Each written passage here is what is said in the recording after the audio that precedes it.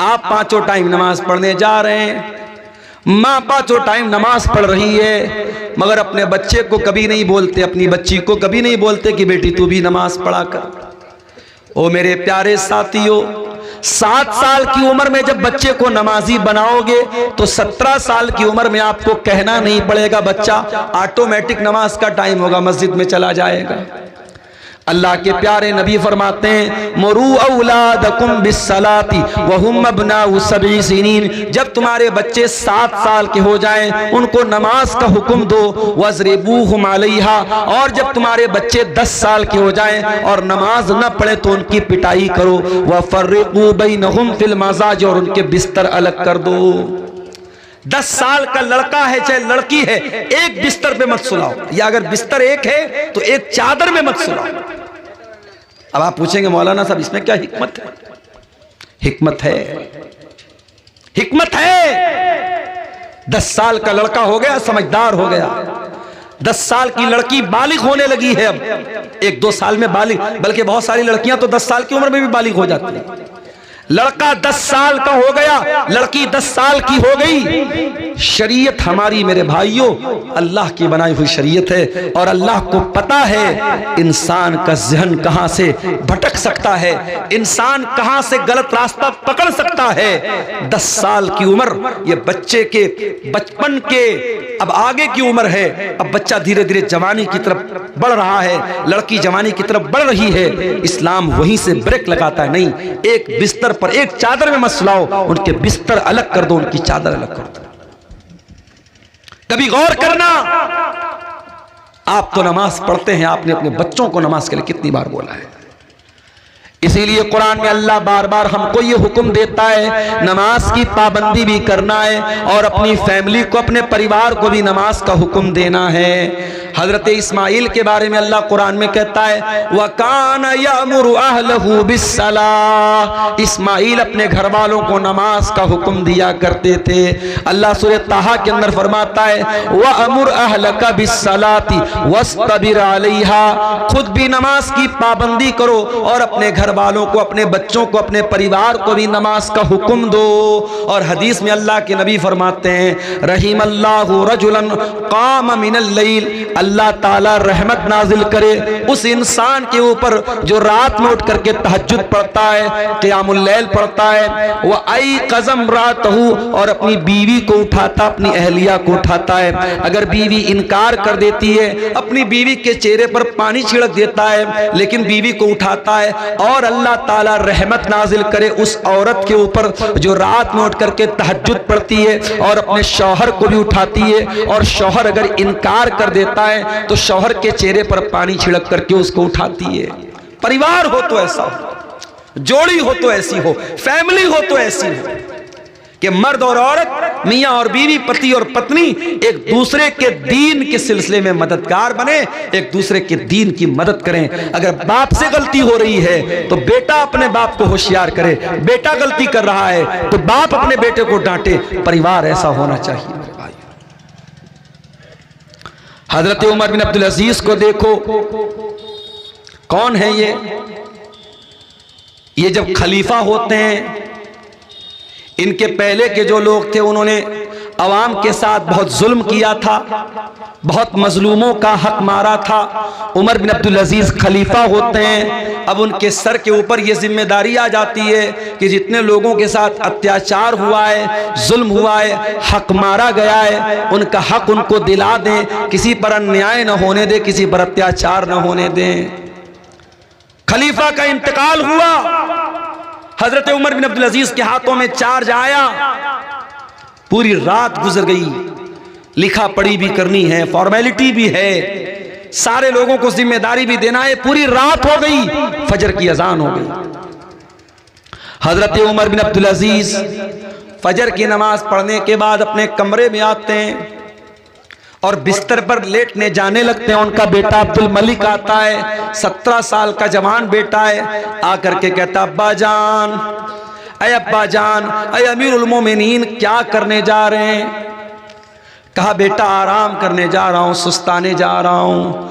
रात भर का जगा हूँ, बहुत मेहनत पड़ी है, बहुत काम पड़ा है। अब तेरा बाप आराम करने जा रहा है, सुस्ताने जा रहा है। अब ज़ोहर तक सो जाऊँगा और ज़ोहर की अजान होगी, उठूँगा, नमाज पढ़ूँगा, उसके बाद अपने काम पे लग जाऊँगा। बेटा कहता है अब्बा जान, क्या आप इस बात की गारंटी ले सकते हैं कि ज़ोहर की नमाज तक आप जिंदा रहेंगे? आपकी सांस चलती रहेगी, आपका दिल धड़कता रहेगा, क्या आप इस बात की गारंटी ले सकते हैं? कहा नहीं मेरे बेटे, ज़ोहर तक तो छोड़ दो, एक पल की गारंटी नहीं ले सकता, एक मिनट की गारंटी कोई नहीं ले सकता। उन्होंने कहा बेटा मैं गारंटी तो नहीं ले सकता। कहा अब्बा जान, कल तक आप अब्बा जान थे, आज मेरे अब्बा जान होने के साथ साथ आप अमीरुल मोमिनीन भी हैं, आप मुसलमानों के खलीफा भी हैं, और बहुत सारे लोगों की नजरें आप पर लगी हुई हैं, बहुत सारे मजलूम हैं, मजबूर हैं, वो इंतजार में कि उमर बिन अब्दुल अजीज आएगा और मेरा हक मुझको दिलाएगा, मेरे साथ जो अन्याय हुआ है, जो नाइंसाफी हुई है, उस नाइंसाफी को खत्म करेगा। ऐ अब्बा जान, आप बिस्तर पे सोने जा रहे हैं, अल्लाह न करे आपको मौत आ गई और आप अल्लाह को प्यारे हो गए, आप अल्लाह को क्या जवाब देंगे? अल्लाह पूछेगा, ऐ उमर बिन अब्दुल अजीज, तेरे दौर में तेरे खलीफा बनने के बाद कितने लोग तेरा इंतजार कर रहे थे और तू आराम से बिस्तर पे सो रहा था, अब्बा जान आप क्या जवाब देंगे? हजरत उमर बिन अब्दुल अजीज की आंखों में आंसू आ गए। कहा है मेरे बच्चे करीब आ जा, बेटे को करीब करके सीने से लगाया, कहा अल्हम्दुलिल्लाहिल्लज़ी अखरज मिन सुल्बी मन युईनुनी अला दीनी। आय अल्लाह तेरा शुक्र है, तूने ऐसा बेटा दिया है जो दीन के मामले में अपने बाप की मदद कर रहा है। ऐ मेरे बच्चे, मैं आराम नहीं करूंगा, मैं बिस्तर छोड़ के जा रहा हूं और जा करके पहले उन मजलूमों को उनका हक दिलाता हूं, जिनके साथ अन्याय हुआ है, अत्याचार हुआ है, नाइंसाफी हुई है, मैं उनको जाकर के पहले इंसाफ दिलाता हूं। ये होता है परिवार, ये होती है एक मुसलमान फैमिली। आज माफ कीजिएगा मेरे भाइयों, हम और आप दीनदार तो हैं, मगर फैमिली को दीनदार कैसे बनाएं इसकी चिंता हम और आप नहीं करते। बच्चा 10 साल का हो गया, इस्लाम कहता है बिस्तर अलग कर दो, लड़का हो चाहे लड़की बिस्तर अलग कर दो, नमाज न पढ़े तो पिटाई करो। लड़की बालिग हो गई, अब रोजा उसके ऊपर फर्ज हो गया, अब रमजान का महीना है तो माँ को ये नहीं लगना चाहिए अभी तो मेरी बेटी 12 साल की है, अभी तो गर्मी का रोजा है, बहुत परेशानी होगी। लड़की बालिग हो गई, लड़का बालिग हो गया, अब नमाज फर्ज है उसके ऊपर, अब रोजा फर्ज है उसके ऊपर, अब उसके ऊपर ये कह करके उम्र बहुत कम है, तरस खाने की जरूरत नहीं है। ठीक है, गर्मी ज्यादा लग रही है, उसको आप कोई इंतजाम कीजिए, लेकिन आप अपने बच्चों और बच्चियों को जब बालिग हो जाएं उनको रोजा नमाज की पाबंदी करवाइए। और लड़की जब बालिग हो जाए, जब घर से वो निकले तो पाबंदी इस बात की कीजिए कि लड़की पर्दे में निकले, लड़की नकाब में निकले, लड़की बेपर्दा होकर के ना निकले। और आगे बढ़िए, लड़का जवान हो गया, लड़की जवान हो गई, शादी के काबिल हो गए, अब क्या करना है? आपकी लड़की के लिए कोई रिश्ता आया, लड़का अच्छा है, दीनदार है, नेक है, मगर ज्यादा पैसा कमाने वाला नहीं है। आपको क्या लगता है अगर मैं करोड़पति हूं तो मेरा दामाद भी करोड़पति होना चाहिए? अगर मेरे पास इतनी जमीनों जायदाद है, मेरी बेटी भी जमीनों जायदाद वाले घर में जानी चाहिए, चाहे उस घर में दीन नाम की कोई चीज ना हो, इस्लाम नाम की कोई चीज ना हो, कुरान नाम की कोई चीज ना हो, मगर मेरी बेटी महल में जानी चाहिए, मेरी बेटी गरीब घर में नहीं जानी चाहिए। कान खोल करके सुन लो मेरे प्यारे साथियों, अगर ये सोच आपकी है तो सोच बदल लो। अल्लाह के प्यारे नबी फरमाते हैं, इज़ा खतब इलैकुम मिम्मन तरदौन दीनहु व खुल्क़हु, जब तुम्हारी लड़की के लिए ऐसा रिश्ता आए, लड़का दीनदार है, लड़का बाखलाक है, फज़व्विजूहु, तो अपनी लड़कियों की शादी ऐसे लड़कों से कर दिया करो। इल्ला तफ़अलू, अगर तुम ऐसा नहीं करोगे, तकुन फितनतुन फिल अर्ज़ि, तो जमीन में फसाद फैल जाएगा, फितना फैल जाएगा, बिगाड़ फैल जाएगा। आपके बिहार में तो फिर भी गनीमत है, मेरा एक प्रोग्राम हुआ था महाराष्ट्र में, एक जगह पड़ती है आकोट, महाराष्ट्र में एक जगह है आकोट, वहां लड़के लड़कियां 30-30 साल के 35-35 साल के हो गए, शादी नहीं हो रही। क्यों साहब? गवर्नमेंट जॉब होनी चाहिए, सरकारी नौकरी होनी चाहिए। अब सरकारी नौकरी कोई इतनी आसान तो नहीं है भाई, इतनी आसानी से तो सरकारी नौकरी नहीं मिलने वाली। अब लड़के को सरकारी नौकरी नहीं मिल रही है तो शादी नहीं हो रही। कान खोल करके सुन लो, औलाद के साथ ये जुल्म बंद करो, या न्याय बंद करो। औलाद जब शादी के काबिल हो जाए, चाहे लड़का हो चाहे लड़की, उसकी शादी करो, और जमीन जायदाद सब यही रह जाएगा। अगर आपने अपने लड़की के लिए दीनदार दामाद नहीं देखा, पैसा देखा, जमीन देखी, जायदाद देखी, कल आपको पछताना पड़ेगा। आपको जमीन तो मिल जाएगी, जायदाद तो मिल जाएगी, मगर आपकी बेटी जब रातों को रोएगी और कहेगी अल्लाह मेरे माँ बाप ने मुझे फंसा दिया इस जालिम के साथ मेरा निकाह करके, उस वक्त आप अल्लाह को क्या जवाब देंगे? ये सोचना। दीन को तरजीह दो मेरे भाइयों, और शादी में जल्दी करो, शादी में ताखिर मत करो। अगर आप लड़के की शादी कर रहे हैं, बहू लाना चाहते हैं, कैसी बहू लाएंगे? अल्लाह के प्यारे नबी फरमाते हैं तुनकहुल मरातुल अर्बईन, औरत की शादी होती है तो 4 चीजें औरत के अंदर देखी जाती हैं। लिमालिहा वले हसबिहा वले जमालिहा वले दीनिहा, औरत का पैसा देखा जाता है, औरत की खूबसूरती देखी जाती है, औरत का खानदान देखा जाता है, और औरत की दीनदारी देखी जाती है। आपने फरमाया फज़फर बिज़ाति दीन, तुम दीनदार औरत को अपने घर में लेके आ जाओ, कामयाब हो जाओगे। तुम्हारे घर में दीनदार बहू आएगी, रोजा नमाज करने वाली बहू आएगी, पर्दा करने वाली बहू आएगी, दीन सीखने वाली सिखाने वाली बहू आएगी, आपके पूरे घर को दीनदार बना देगी। और आपने खूबसूरती देखी, रुपया पैसा देखा, खानदान देखा, और दीनदारी को नहीं देखा, तरीबती यदा का, तो आपके हाथ खाक में मिल जाएंगे, आप बर्बाद हो जाएंगे, मिट्टी में मिल जाएंगे। कामयाब होना है तो दीनदार औरत को मेरे भाइयों बहू बना करके। और आगे बढ़िए, लड़के लड़की की शादी हो गई, पति पत्नी के बंधन में बंध गए। अब इस्लाम क्या कहता है? मियां बीवी का रिश्ता प्राइवेट रिश्ता है, और प्राइवेट को प्राइवेसी में रखा जाए। मियां बीवी अपनी सीक्रेट बात किसी को ना बताएं, यह भी बड़ा चलता है। बाज लड़के शादी के अगले दिन उनके दोस्त लोग पूछते बताओ क्या क्या हुआ, लड़कियों से उनकी सहेलियां पूछती हैं, और फिर वो सारी बातें बड़े मजे ले लेके बयान करती। हराम है ये चीज मेरे भाई, अल्लाह के नबी ने सख्ती से मना किया है। मियां बीवी का रिश्ता बहुत ही प्राइवेट रिश्ता है, इस रिश्ते की बातें बेडरूम के बाहर नहीं जानी चाहिए।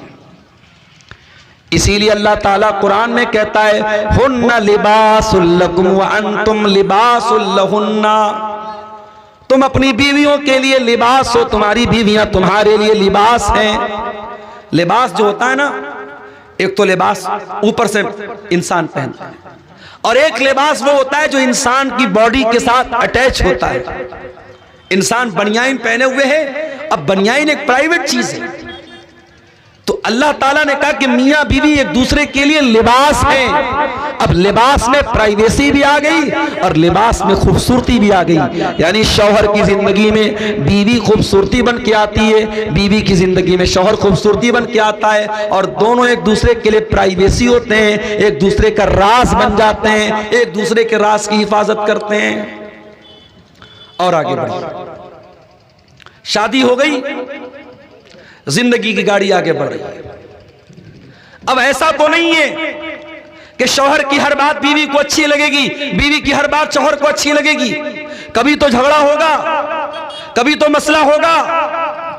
कुरान कहता है अगर कभी मसला हो जाए फ़इज़ूहुन्ना, तो ऐ शौहरो तुम अपनी बीवी को समझाओ, अगर समझ जाए तो अच्छी बात है।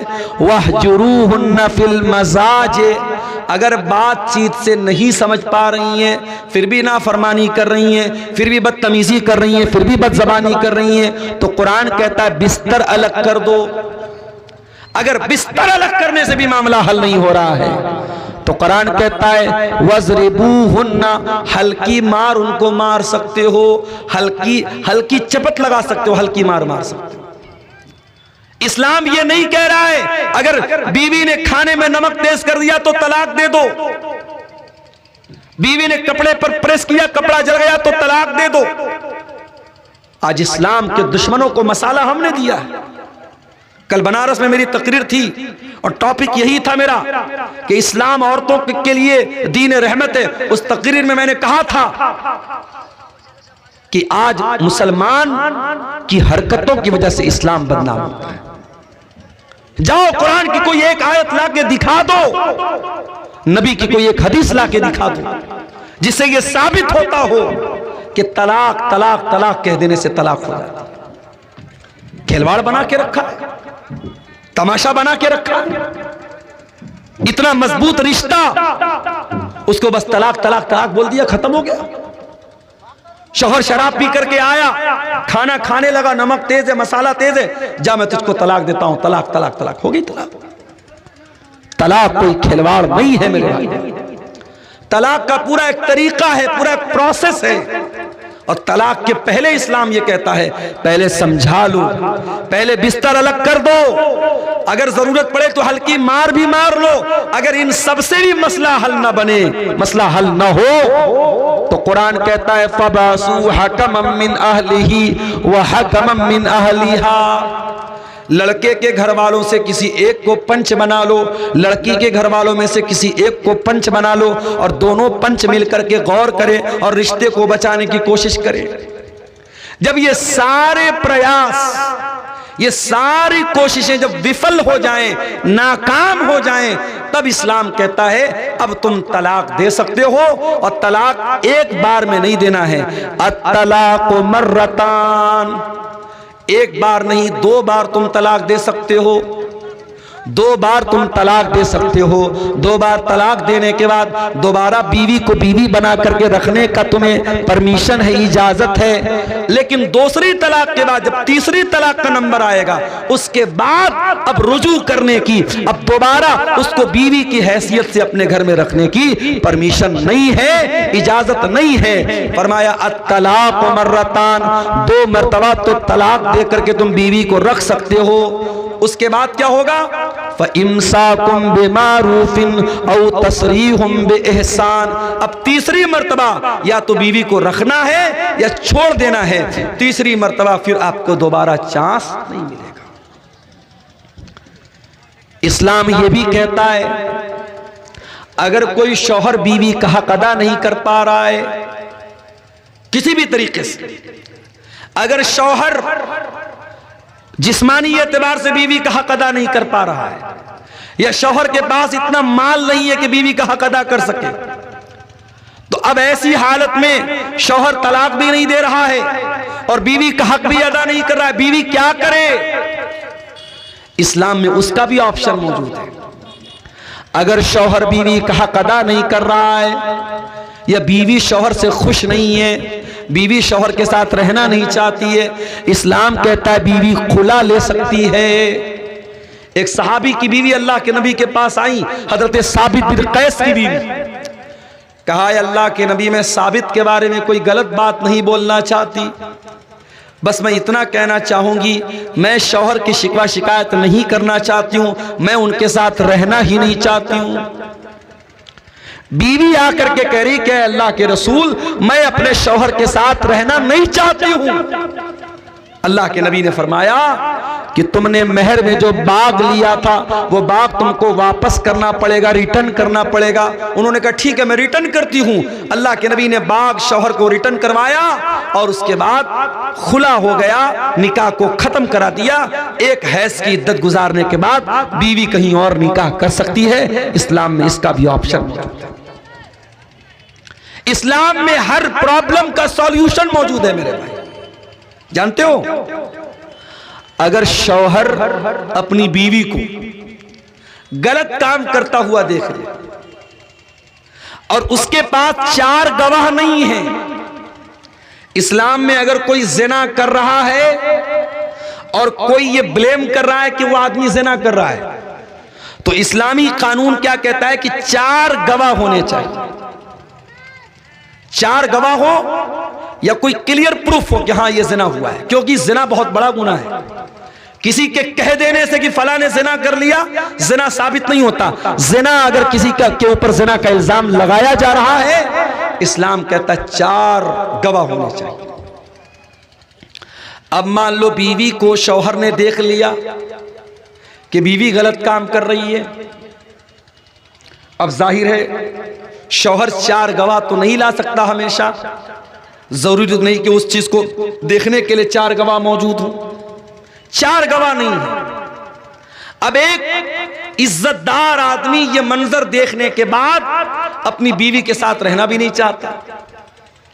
अदालत में जाकर के अगर ये बोलता है कि मैंने अपनी बीवी को ज़िना करते हुए देखा है, इस्लामी अदालत पूछेगी तेरे पास 4 गवाह हैं? ये बोलेगा 4 गवाह नहीं है। इस्लामी अदालत का कानून क्या है? अगर किसी औरत पर आपने ज़िना का इल्जाम लगाया और आपके पास प्रूफ नहीं है, आपके पास 4 गवाह नहीं है, तो इल्जाम लगाने वाले को 80 कोड़े मारे जाएंगे। अब शौहर ने अपनी बीवी को देखा ये काम करते हुए, 4 गवाह नहीं है, अब करे तो क्या करे? इल्जाम लगाता है तो 4 गवाह लाने पड़ेंगे, 4 गवाह है नहीं। अगर अदालत में जाता 80 कोड़े खुद खाना पड़ेगा। अब इसका भी कोई हल है कि नहीं है? इसका हल इस्लाम में लिआन है। लिआन किसको बोलते हैं? शौहर अदालत में आएगा और कहेगा जज साहब मैंने बीवी को ज़िना करते हुए देखा है और अब मैं इसके साथ नहीं रहना चाहता हूं।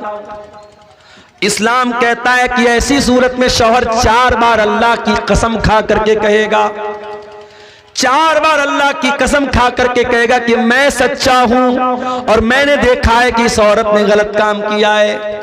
और 5वीं बार कसम खा करके कहेगा अगर मैं झूठ बोल रहा हूं तो मेरे ऊपर अल्लाह की लानत हो। ये मर्द बोलेगा। अब औरत से पूछा जाएगा तू क्या बोलती है? अगर औरत कहेगी कि हाँ मैंने ज़िना किया है, इस्लामी अदालत का कानून ये कहता है अगर औरत इकरार कर लेगी कि मैंने ज़िना किया है और इस्लामी मुल्क है, इस्लामी अदालत है, इस्लामी सजा मिलती है, तो चूंकि वो औरत शादीशुदा है उसको पत्थरों से मार मार के खत्म कर दिया जाएगा। लेकिन औरत अगर कहती है नहीं ये झूठ बोल रहा है, मैंने ऐसा कोई काम नहीं किया, तो अब अदालत में औरत को भी कसम खानी पड़ेगी और 4 बार औरत कसम खा करके कहेगी कि ये झूठ बोल रहा है, मैं सच बोल रही हूं। और 5वीं बार अल्लाह की कसम खा करके कहेगी अगर ये सच बोल रहा है और मैं झूठ बोल रही हूं तो मेरे ऊपर अल्लाह की लानत हो। मर्द अलग कसम खाएगा, औरत अलग कसम खाएगी और उसके बाद दोनों के रिश्ते को डिसमिस कर दिया जाएगा, खत्म कर दिया जाएगा। इस प्रोसेस को शरीयत में लिआन बोलते हैं। शरीयत में इसका भी हल रखा गया। मेरे प्यारे साथियों, इतना प्यारा दीन अल्लाह ताला ने हमें और आपको दिया है।